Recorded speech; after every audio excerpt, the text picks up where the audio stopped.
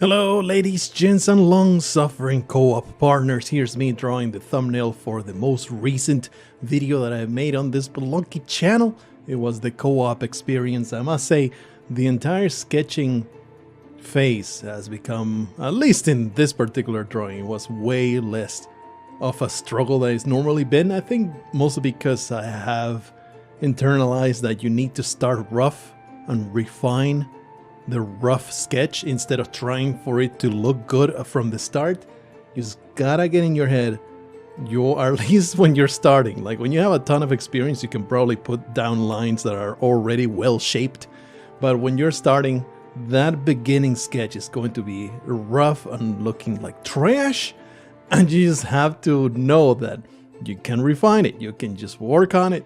It doesn't have to look amazing from the start, just get the shapes down and then you can refine it. This one I made sure to have some more decent line drawing before I started coloring. Normally I just make it rough and then just put the colors on top because I want to get down fast, but I wanted to put that extra little bit of effort of having some good line art underneath the drawing that then I cover up as I go.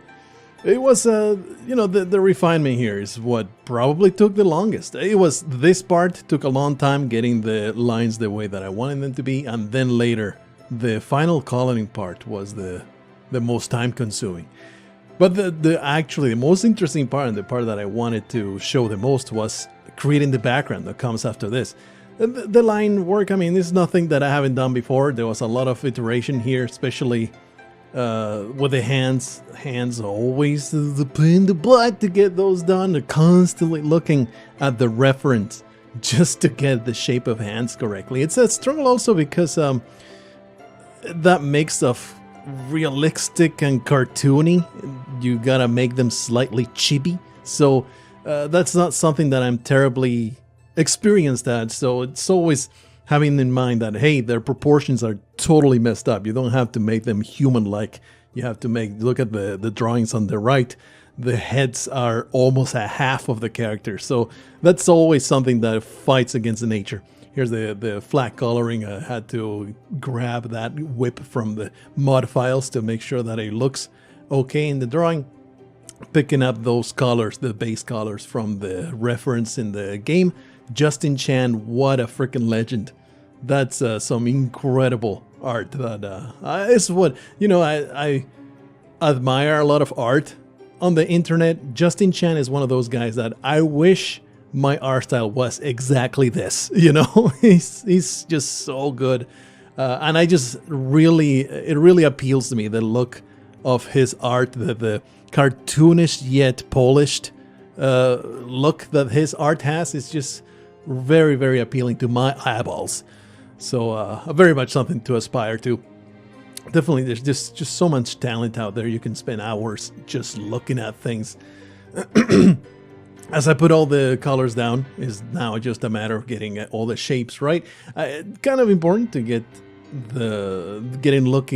looking like something decent before you put in all the refinement work. Although, you know, as digital painting goes, it's super easy to make alterations as opposed to just living with the mistakes you made on a piece of paper. There's the nose struggle. Is for some reason, those noses are always such a pain in the butt. And it's more of a function of, instead of drawing a line, you need to imagine the bulb attached to somebody's face. And once you do that, you kind of get that breakthrough. Here's now the more fun part. I'm sorry, Luna, I locked you in.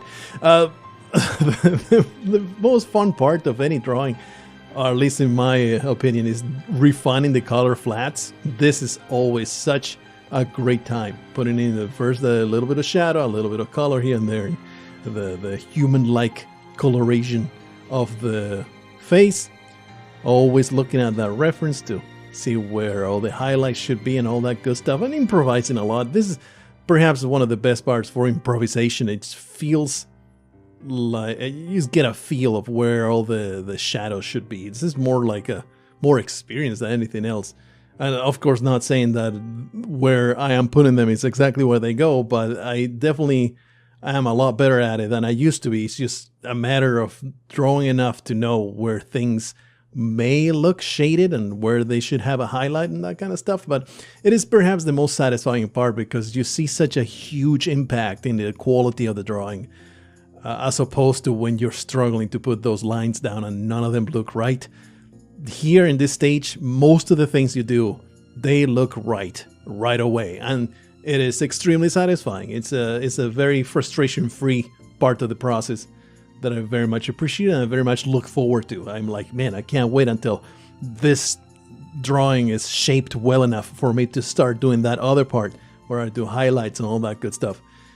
So always something that it feels like it's way further down the road than it actually is.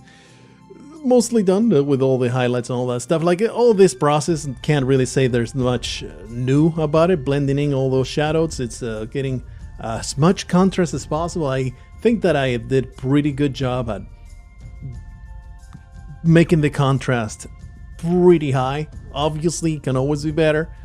Love those sliders to make the contrast bigger, but it's so easy to let your brain go, yeah, this is shaded enough. And something that I hadn't done before is grabbing the line art and giving it the color of whatever body part it is. You see the jacket, I made it a little bit purple, the dress will be a little bit violet, the hair also as well. And this is actually the part that I enjoy the most in this particular drawing. Going through the textures of the game and grabbing chunks and creating a composite situation where they're going into a shopkeeper area and just creating that door right there. It was not long enough, so I put a bit of chunks in between, and you put all the little chunks on the textures inside the game, and it ends up being a cool scenery, a good cool background for them to be inhabited. And then after that's done, the lighting brings the characters and the background together. It's if you look before the lighting, they completely clash, but once you put in the light, I decided there will be light coming in from inside the shop, so all that light needs to highlight the surfaces that it may hit and shade the surfaces that it doesn't. So that is another part that is super satisfying. It's so nice. It's like, this is like delayed satisfaction. You get through the struggle at the start, and then this part is so much good fun to put all the highlights in and all the shadows from the light. And already you can see that it matches the background so much better because, you know, the light kind of blends it all together, getting a little bit more light shafts over there. And it's almost done. Like the art part is almost done, and I'll be moving on to doing the speech bubbles pretty soon. Again, always just looking, does it need more color? Like I put a little bit of red on that shadow on her face and that kind of stuff. It's like there's still so much more that could be done, right? But looking pretty good. And then the speech bubbles, I wanted to do a little bit different with the speech bubbles, put a little bit more effort into them. I usually make them like this, but the last step that I did was giving them like a neat little drawing in the outline, and I thought it was a cool accent. I thought that it was a pretty neat thing to add. Hopefully you share that opinion as well. And this is pretty much it. Then I messed around with some sliders, put them where I wanted them to go, make sure that the drawing is not occluded by the speech bubbles, and there you go. That's it. On the entirety of the process, it was a long time. It was a good 5 to 6 hours because, as usual, I just get into it and I want to keep going and I lose track of time. But hopefully you enjoyed it. That's about it. That's all I got for you. See you in the next one. Bye.